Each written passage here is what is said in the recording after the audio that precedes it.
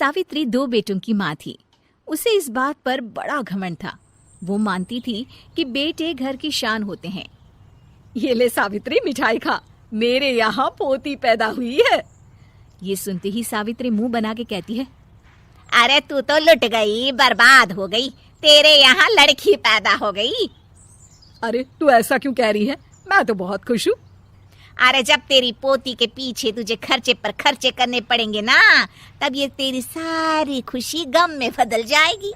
पहले लड़की की पढ़ाई लिखाई का खर्चा, फिर उसकी शादी का खर्चा। अरे आजकल की शादियाँ कितनी महंगी हो गई है। गहने बनाओ, लाखों रुपए पानी की तरह बह जाते हैं। लड़कियाँ तो सिर्फ खर्चा करवाने के लिए ही पैदा होती हैं।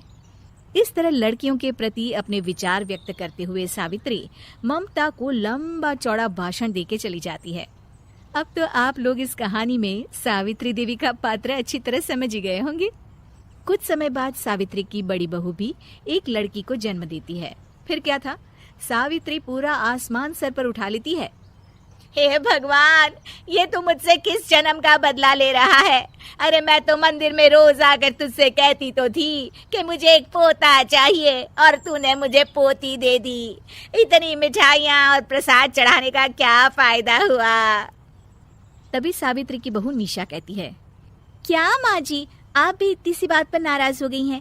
देखिए तो आपकी पोती कितनी सुंदर है, बिल्कुल आप पर गई है। अरे चुप कर, तुझे 9 महीने इतने महंगे महंगे काजू बादाम फल फ्रूट खिलाने का फायदा क्या हुआ? मेरे तो सारे पैसे बर्बाद हो गए। ये सुन सावित्री का बड़ा बेटा अजय कहता है, माँ, तुम सिर्फ नाम के लिए 2020 में रहती हो। असल में तुम्हारा दिमाग सैकड़ों साल पुरानी सोच रखता है। आज के जमाने में लड़का और लड़की में कौन फर्क करता है? मैं तो बहुत खुश हूँ कि भगवान ने मुझे लक्ष्मी के रूप में बेटी दी है। लेकिन सावित्री पर अजय की बातों का कोई असर नहीं होता। नालायक, अपनी पत्नी की जबान बोल रहा है। मेरा बड़ा बेटा तो हाथ से गया। लेकिन सावित्री देवी हार मानने वाली नहीं थी। वो पोते की चाह में अपने छोटे बेटे विजय की शादी करवा देती है। कुछ समय बाद आखिरकार वो दिन आ ही जाता है जब सावित्री की छोटी बहू गर्भवती हो जाती है। सावित्री इतनी खुश हो जाती है कि वो बच्चे के जन्म से पहले ही सारे मोहल्ले में ढिंढोरा पीटने लगती है। ये क्या सावित्री, तू तो पोते के जन्म से पहले ही मिठाई बांट रही है। पहले पोता पैदा तो होने दे, और फिर क्या पता अगर पोते की जगह पोती पैदा हो गई तो। ये सुन सावित्री चिढ़ जाती है। अरे अपनी काली जबान मत चला, मेरी मिठाई खा के मेरा ही बुरा सोच रही है। बड़ी आई, ला मेरी मिठाई वापस कर। देख लेना, इस बार मेरे यहाँ पोता पैदा होगा, पोता। लेकिन ठीक इसका उल्टा होता है। सावित्री की छोटी बहू भी एक लड़की को जन्म देती है। सावित्री फिर से रोना धोना शुरू कर देती है और अपनी छोटी बहू को कोसते हुए भला बुरा कहने लगती है। देखते ही देखते ये सावित्री की रोज की आदत हो जाती है। एक दिन उसकी इस आदत से परेशान होकर विजय अपने भाई अजय से कहता है, भैया, माँ खुद एक औरत होकर हमारी बेटियों को पसंद नहीं करती, उल्टा उन्हें रोज कोसती रहती है। मुझे माँ की यह आदत बिल्कुल पसंद नहीं आती।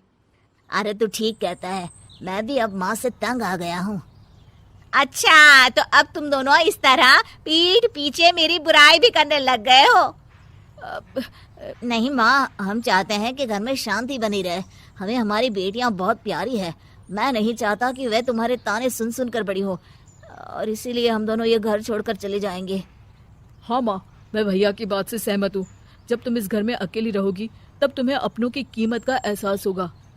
अपने दोनों बेटों के मुंह से अपनी माँ के लिए इतने कठोर शब्द सुन सावित्री भावुक और रुआंसी होकर कहती है, क्या सच में तुम दोनों मुझे इस घर में अकेली छोड़कर चले जाओगे?